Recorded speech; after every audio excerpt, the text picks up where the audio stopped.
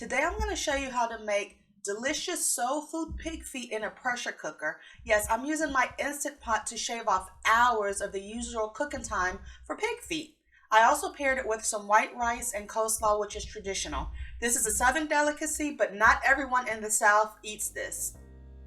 This is how the pig feet look when I buy it from the store. I buy split pig feet. It cuts down on the cooking time. And so the first step is to be sure you wash them, and I always do this with white vinegar. So I take each pig foot and I use a knife to cut off any hair that may still be on it. It was an animal that has hair, so to make the dish more appetizing, I shave off the hair. And I inspect each piece. Now this is a pig's foot that's split, and on the inside at the bottom you can see that's the piece that's going to be the actual meat. The rest of it is more gelatinous skin and fat. So I'm just continue to clean off each piece. And then you want to let your pig feet soak for a good while, 30 minutes to an hour to 90 minutes in your vinegar water solution. And you see all that gunk in the water? That's why we soak it in the beginning, because we don't want any of that in the pot when we're cooking. So after it soaks for a good while in the vinegar and water solution, I move it to a strainer so that I can rinse it off really well. Next up, I'm going to add my pig feet to my pressure cooker, and I had so many that I put some in my Teflon pot as well. So in the pressure cooker, I'm adding about 4 cups of water. I don't want it totally covered, and there's a line inside the Instant Pot bowl to let you know the highest point to add liquid. I always cook my pig feet first by parboiling it, which means I'm just going to boil it or pressure cook it in water and vinegar for the first 15 minutes. That way, any gunk or impurities on the pig feet will come out in that water, and it won't be in my final dish. So for my Instant Pot, I'm going to set it to 15 minutes on high pressure. And for the pig feet that I'm cooking the traditional way on the stove, I'm also going to add water and vinegar and cook it for about 15 minutes until it boils. After the parboiling, we are actually going to rinse off the pig feet and empty out that water.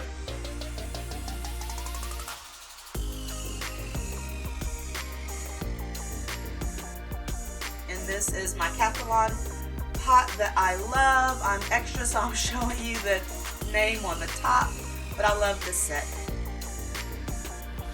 So now my pressure cooker has completed, and I let it sit for 9 minutes before I'm releasing the steam.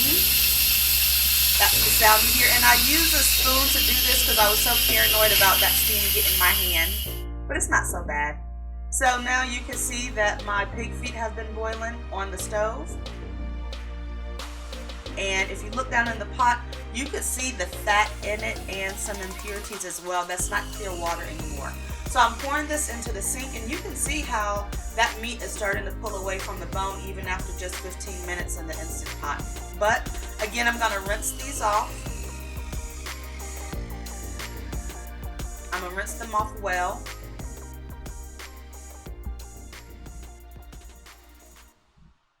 And then I'm going to add them back to my pot and the Instant Pot. So in my pot, I'm going to add more vinegar, Lowry seasoning salt, onion powder,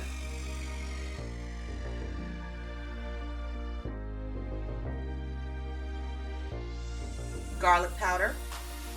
You can add the seasonings to your taste, but one thing you want to make sure you do is season your meat. I'm using bay leaves. I love bay leaves. They add a nice richness to meat dishes. And black pepper, of course. You can use cayenne pepper. You can use both black and cayenne pepper. And poultry seasoning. This poultry seasoning is a mix of other herbs and seasonings, and it just imparts a nice flavor that I really like, even if I'm not cooking poultry. So I do use it on my pork as well. I have a link to this poultry seasoning in the description box below this video if you want to order some for yourself as well. It's much more economical to get this big bottle than the teeny tiny bottles. I'm also adding fresh onion and garlic, not too much since I am using garlic powder and onion powder, but I still like the fresh touch. I make a mess on my sink with these seasonings. but I clean as I go throughout the cooking process. So last up, I have my big jug of Texas Pete hot sauce. That's my favorite hot sauce. So I'm adding just a little bit, probably about 1/4 cup. I add hot sauce and vinegar while I cook, and I do add hot sauce and vinegar after I plate my dish to eat. So next up, I'm just going to repeat this process for my Instant Pot. I'm adding a few cups of water. I don't want the water to totally cover my pig feet because the pig feet will shrink down as it cooks. So now I'm adding garlic powder,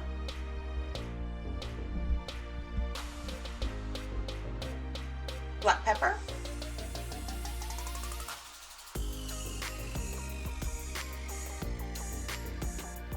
vinegar, of course, Lowry seasoning salt,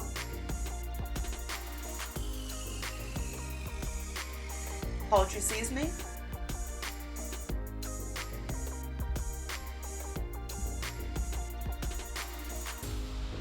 if you typically only add salt and pepper to your pig feet, try adding a few of these seasonings and tell me how you like it. It really makes a big difference in the final product. And of course, Texas Pete.